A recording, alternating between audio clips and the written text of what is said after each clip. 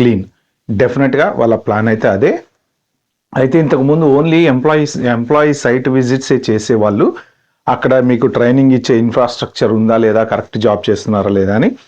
But ఇప్పుడు ఇంటింటికి కూడా వెళ్ళి చెక్ చేస్తున్నారని చెప్పి విన్నా.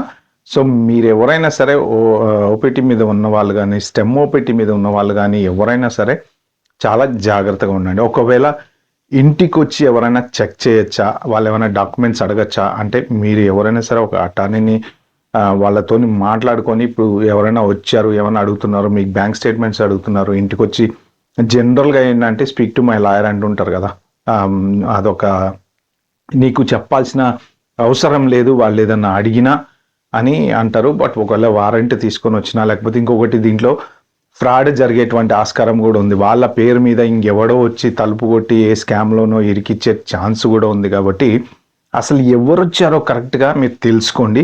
వాళ్ళ ఐడెంటిటీ కార్డు చూపిమనండి. ఎవరైనా సరే వారెంట్ కానీ ఐడెంటిటీ కార్డు కానీ ఏది లేకుండా ఎవరు రారు. వాళ్ళు స్కామ్స్టర్సా, లేకపోతే నిజంగా FDNS ఇన్వెస్టిగేషన్ చేయడానికి వచ్చిన వాళ్ళ ఎవరో కూడా తెలుసుకుని, ఇవన్నీ జాగ్రత్తలు అనమాట. అంటే ఎవడో వచ్చి తలుపు కొట్టంగానే టకటక కొంతమంది ప్యానిక్ అయిపోయి, టెన్షన్ అయిపోయి, భయపడిపోయి లేనిపోని ఉన్నాయని చెప్పిస్తుంటారు అనమాట.